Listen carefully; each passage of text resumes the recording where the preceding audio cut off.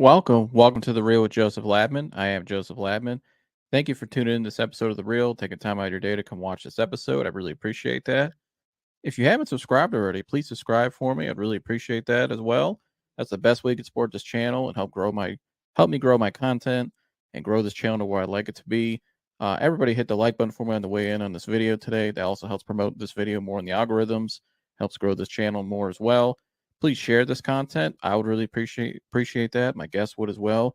If you would please share this episode with someone you know that maybe is interested in the topic we're talking about today.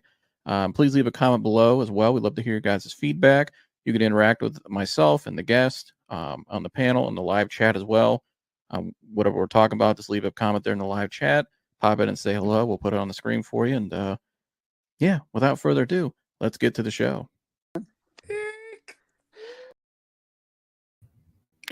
Welcome back to The Real with Joseph Labman. I am Joseph Labman, your host. Make sure my mic's on. Yes, it is. Appreciate you guys for tuning in today. Welcome back to The Real. Quick little 20-minute live today. I just wanted to react to some news regarding the Cavaliers and just some things I find interesting. But before I get into it, please subscribe already if you haven't subscribed. Hit the like button for me. And comment in the chat today if you wouldn't mind what you think about what I'm talking about. And any interaction would be great. And let me know what you guys think about today's topic. So let's get into it. So if you guys are watching my show, I've been doing what I call LeBron's Last Dance. And so LeBron's Last Dance, what I mean by that is similar to Michael Jordan's Last Dance is, as LeBron James has a pending free agency this summer, he can opt out of his contract and or he can re-sign with the Lakers, or he can opt out, or maybe do a sign and trade somewhere else, maybe like the Cavs. And if you guys have watched my show the last 2 weeks, I've really broken this down at length about some of the signs we've seen from LeBron in the past when he's made switches to different teams, and how we've seen a lot of those similar signs this year, and especially in the last couple months. In my opinion, we've seen a lot of similar little clues, little things out there that makes you wonder, man, is this guy leaving again? And so, we can call this LeBron watch on The Real, or I call it LeBron's Last Dance. What's he going to do? And I think it's a big deal. The reason why I have been covering it like this because obviously the Cavs, I think, are involved. I think if he does leave the Lakers, I do think the Cavs will probably be the next option, probably the only option he'd go to, because they can draft his son. I've broken down how one of his childhood best friends is the assistant GM of the team. Obviously, everyone knows his relationship with the Cavs and with Cleveland, and Dan Gilbert, the owner, who we sat in that picture right there that night when he was at the game almost 2 weeks ago, sitting in Dan Gilbert's guest seats that night. It's just kind of just a lot of the way the Cavs will have a Donovan Mitchell now. They made it to the second round of the playoffs this year. They're in prime position in the Eastern Conference early. If you add LeBron to it and you make some good moves, you get the right coach in here, this team could really contend for a championship next year. And so, I think LeBron wants to get one more championship on the way out before he retires. I think he has 2 to 3 more years left. I think he wants to play with his son. I think the Cavs can make that happen. They do have 2 draft picks this upcoming draft, if I'm not mistaken. They got 1 in the first, and I think they got 1 in the second as well. I think you can acquire a second round pick. So I don't think that's much of a problem. They want to make that happen. And I also think too, what's the best spot for Bronny to develop in a safe environment with not a lot of pressure? I think it's at home here in Cleveland, which I mentioned on the show. And I think too, it's a great storybook ending to his career. And so, and another championship in Cleveland on the way out, to me, says a lot about his legacy. That's already great, but man, you add that to the end of it, the cherry on top, man, that's it's pretty remarkable finish if you ask me. And so obviously I'm a Cavs fan. I cover Cleveland sports, Browns and Browns and Cavs mainly, although we're going to get into a little more Guardians here down the road and the Ohio State Buckeyes. But so this is an interesting summer. Obviously lots been going on with the Cavs this week. They fired JB Bickerstaff. It sounds like Donovan Mitchell's going to re-sign. There's just a lot of moving pieces going on that makes you wonder why I titled this in today's show, is LeBron positioning himself for a return to the Cavs once again? And so let's get into it and why I want to react to some of this news today. Let me pull up my slides here. All right, so yesterday, we'll start here. Not that one.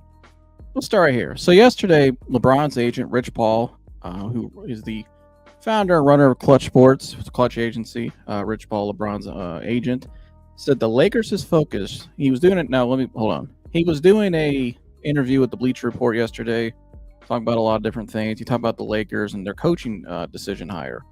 And Rich went on to say, LeBron's not really involved with it, like he said in the report last week. And, that the Lakers right here, he says, and this will really stood out to me, the Lakers' focus should probably be more so on Anthony Davis than LeBron at this point.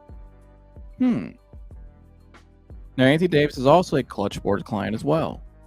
So why would Rich Paul come out and say their focus needs to be more on Anthony Davis than LeBron? That's interesting. So stay with me. So yesterday, Shams Charania reported that J.J. Redick is the current frontrunner for the Lakers' head coaching job after his first interview. Charania went on to say that the Lakers really the meeting went to at length to an extent, and that he seems to be the front runner right now, and that obviously him and LeBron are the podcast, and blah blah blah. And Rich Paul went on in that interview as well. He broke that down about the podcast and all what that meant, and not what that meant, but he broke down how their friendship and the podcast they've been doing, and Rich went on to say basically that doesn't really mean anything to the coaching hire, that LeBron's not trying to influence anything. This is what Rich Paul said. I'm kind of paraphrasing, but basically what he said. That it's not that big of a deal. And so, but again, have we seen this before with the Lakers in the LeBron era? We have. And you ask when? This was back in 2019. Remember Tyronn Lue when he became available as a head coach after the Cavs fired him? And everybody knew LeBron and T. Lue's relationship. The Lakers had just fired Luke Walton at that time. And so everybody said, oh, well, guess what? LeBron's guy is Tyronn Lue. The Lakers are going to get Tyronn Lue. Watch. LeBron's going to influence the Lakers to hire his guy, just like they're saying with J.J. Redick right now. You can see right there, ESPN's Adrian Wojnarowski back then said that Tyronn Lue was the front runner for the head coaching vacancy when they started interviewing. Very similar to what we just saw yesterday from Shams Charania about J.J. Redick as the front runner for the head coaching interview, or for the head coaching job for the Lakers. So we've seen this before. And did Ty Lue get hired as the head coach? No, he went to the Clippers, the other team in town. Also at that time too, Monty Williams was also supposed to be another, candidate that they were looking at. He was supposed to be a front runner at that time, and Monty Williams went to the Suns. So we've seen this before, right? We've seen where LeBron, who the media thinks LeBron wants, he's the front runner, he's the guy, right? Just like yesterday with J.J. Redick, Shams said he's the front runner. Everybody thinks, oh, they're going to get J.J., they're going to draft Bronny, blah, blah, blah, But then we've seen this before, though, with the Tyronn Lue front of it, or part of it as well, back in 2019. And so, again, going back to Rich Paul's comments yesterday, I find this really interesting. What does this stuff really mean? And so, and this is today on LeBron's Instagram story. I thought was interesting as well. The Lakers posted this picture of Anthony Davis as AD does it all, and then LeBron says there, as you can see, it says he put on the bottom, the franchise does it all. So even LeBron, to me, kind of doubled down, kind of goes along with Rich Paul's statement yesterday about how the Lakers should focus more on Anthony Davis than LeBron at this point, right? And then LeBron comes on his Instagram today and says he calls AD the franchise. Basically, he's the franchise player for the Los Angeles Lakers, not me, is what it says to me. I don't know. I mean, what other way would you look at it? So what does this all mean is very interesting, right? And so yesterday, Brian Windhorst went on the Dan Patrick Show, and I found this very interesting. Though, give me 1 second here. Let me fix something. So yesterday, Brian Windhorst went on the Dan Patrick Show, and Dan Patrick asked Brian Windhorst about, who do you think is the Cavs and the Lakers job, coaching job vacancies? Are they connected, right? And Brian Windhorst gave a statement, and let me pull that up here 1 second. And I found what Brian Windhorst said very interesting. And Brian talks about when he talks here, he's talking about how in the past, the Lakers got outbid on coaches before. They got outbid on Tyronn Lue. They got outbid on Monty Williams, both who were the front runners in times in the past, like I showed there. And so let me find this right here. Give me 1 second. So this is Brian Windhorst yesterday on the Dan Patrick Show, like I said.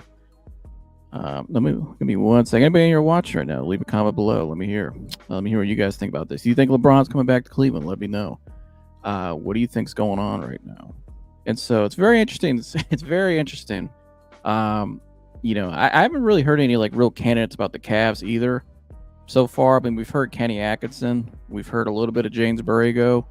I brought up Chris Quinn the other day, who Udonis Haslam said LeBron has a relationship with, and Chris Quinn has a relationship with the Miami Heat organization. He was from Ohio, played for the Cavs for a year. So I think Chris Quinn is a name to keep an eye out on for the Cavs. I think it's an interesting hire. And I broke down the other day as well how Chris Quinn, I think, would be a really good coach to unlock Donovan Mitchell and Evan Mobley as a 1-2 punch for your franchise, especially Evan Mobley.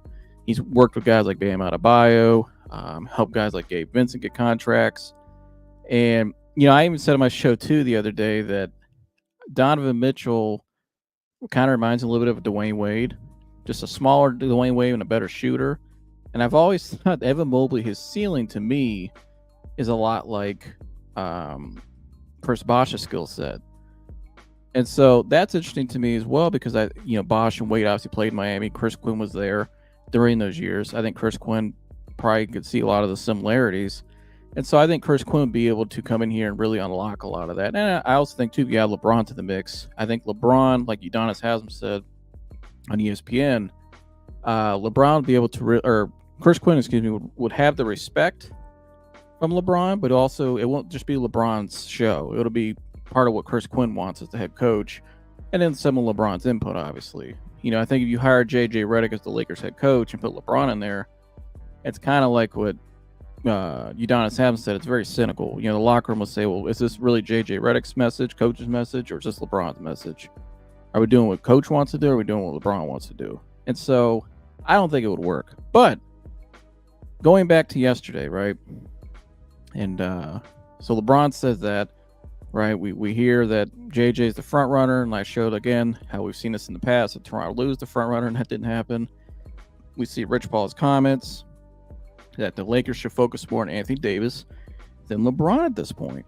And so, again, Brian Windhorst on the Dan Patrick show yesterday, when asked about both the Cavs and Lakers head coaching positions, here's what Brian Windhorst had to say. And pay attention to a name he points out here for the Lakers that I mentioned the other day, right?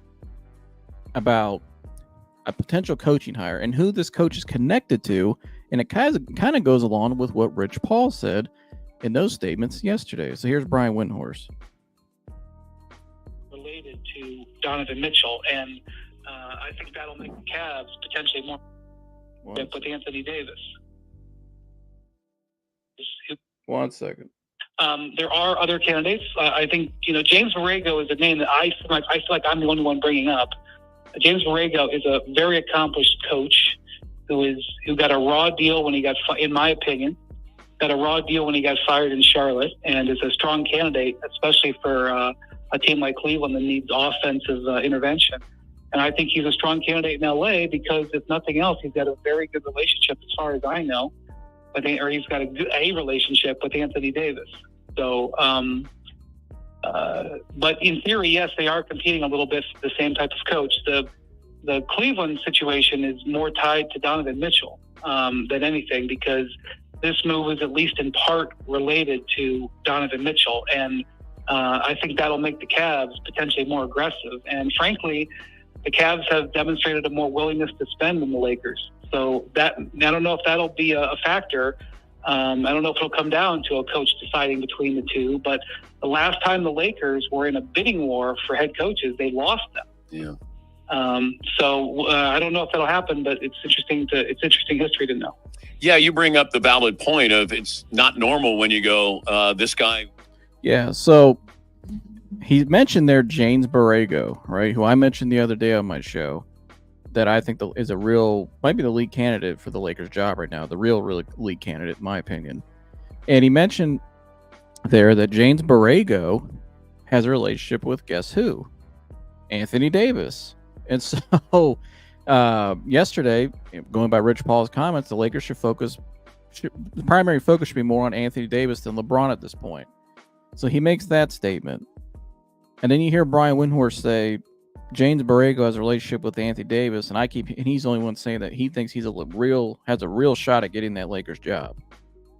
So you kind of put 2 and 2 together there, kind of makes sense. Maybe the Lakers are positioning themselves more for the Anthony Davis era because maybe LeBron is out, right? And James Borrego may make more sense for Anthony Davis, a more offensive-minded coach, has a relationship with him, like Brian Windhorst said there. And so, again, it's all very interesting. I just wanted to point some of this stuff out there today. Some, Rich Paul's comments to me were very, very eye-opening, and I feel like kind of hasn't gotten as much attention in the mainstream media as I think it should.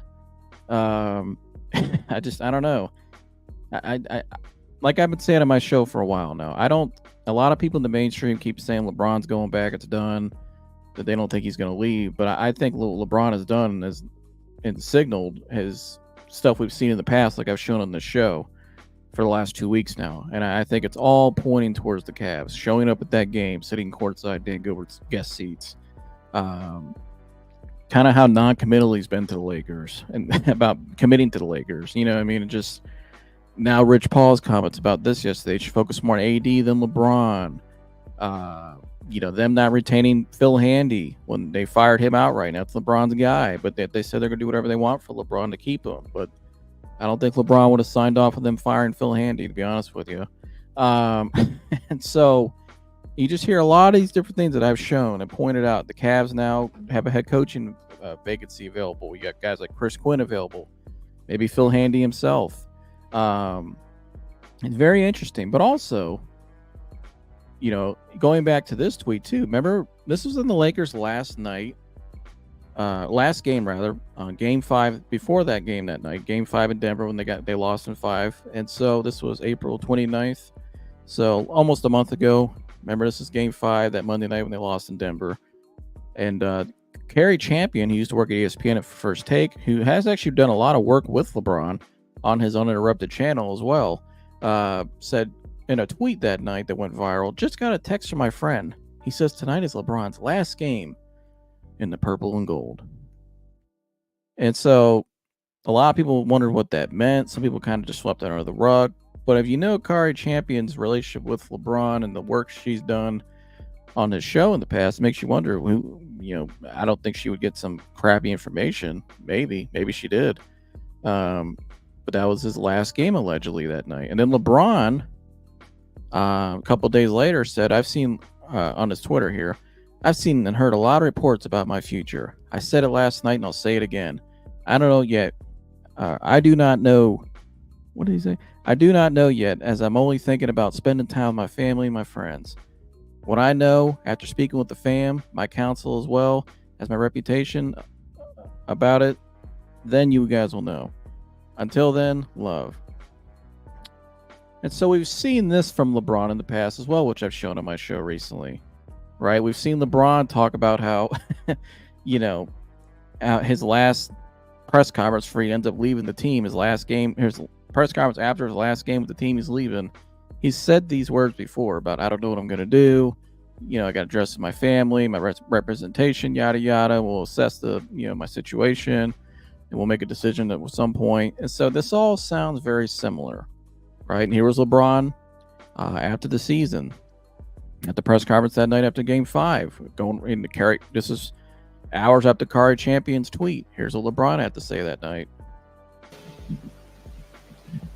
Tonight, was there any thought at all that this could have been your last game with the Lakers? I'm not going to answer that. Appreciate it. I'm not going to answer that.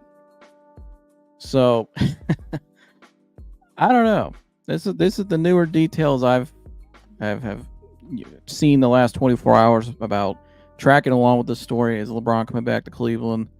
Is he leaving LA, making a third stint here in Cleveland, a second return rather? I don't know. It's very interesting. What do you guys think? Let me know in the comments. Do you guys think he's coming back? I'm gonna keep following along with this. I'm gonna call this the LeBron watch here on the Real. It's so, and like I said, I've called this LeBron's last dance, similar to Michael Jordan's last dance.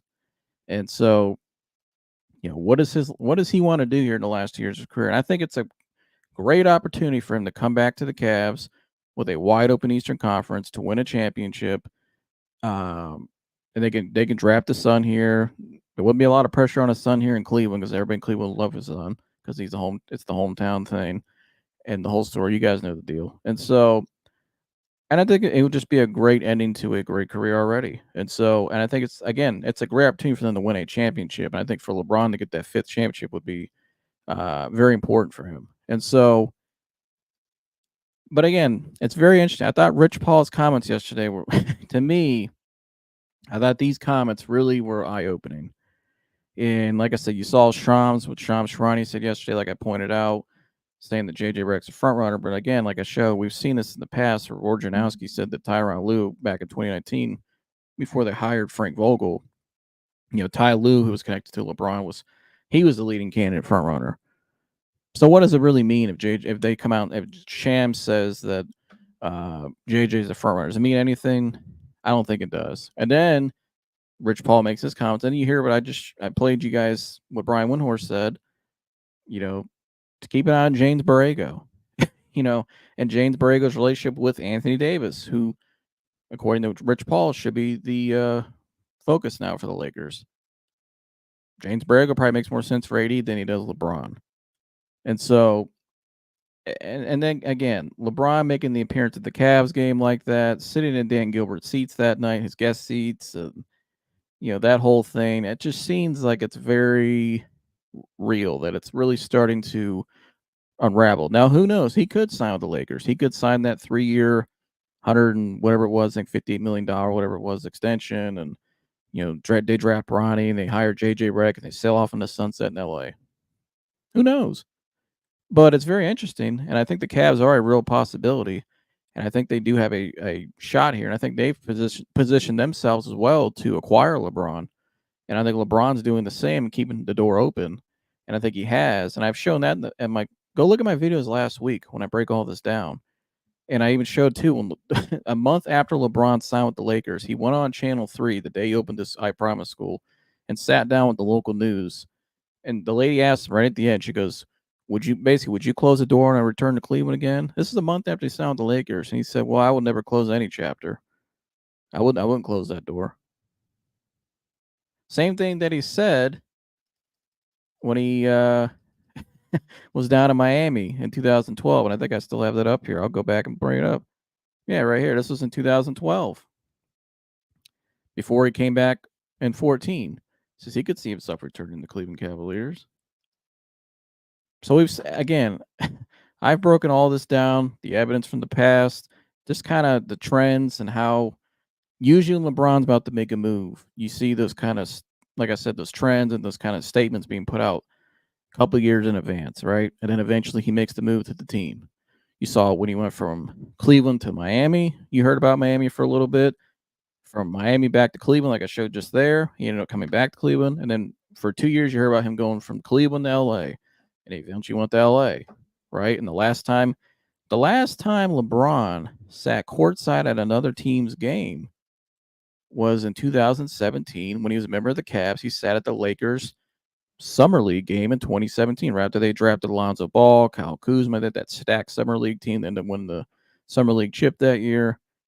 So that was the last time he's done that, what he did 2 weeks ago in Cleveland by sitting courtside with his wife, and his agent, Rich Paul, was also sitting there that night as well. So, again, this is all very interesting. And so I just think what Rich Paul said yesterday, though, like I said, these comments here, very eye-opening, very interesting. Now, all of a sudden, Anthony Davis needs to be the focus. And you got a guy like James Borrego, like Brian Windhorst said, who has a relationship with Anthony Davis, who they are seriously considering hiring, and is a real he's probably up there. I think he's just as much as a candidate, if not more, to be hired by the Lakers than J.J. Redick, as they're reporting J.J. Redick. So we'll keep an eye on all this. I think we might do a live stream tomorrow or Monday. I don't know. It's Memorial Day weekend, so we'll see. Thanks. Hold on 1 second here. We have a comment? Oh, no. Let me know what you guys think. Quick little live today. I just wanted to hop on and share my thoughts on that stuff real quick, because this is kind of breaking news, this stuff coming out in the last 24 hours. And so, but very interesting time to be a Cavs fan. I can tell you that. Very interesting time. It's going to be a very interesting summer. In the NBA, well, obviously with the big domino in LeBron, what does he do? Does it impact the Cavs? And so we'll keep an eye on it. So like I said, we might do a live stream this weekend. I'll have some other guys come up here, following along with my show and all of this stuff, and we'll get into the Brown schedule as well. Maybe a little Guardians talk as well. Happy Memorial Day weekend to all you guys as well. Happy Memorial Day to all the veterans out there who have served in the armed forces. Appreciate you guys. Love you guys. Thank you for all your service and all you've done for this country.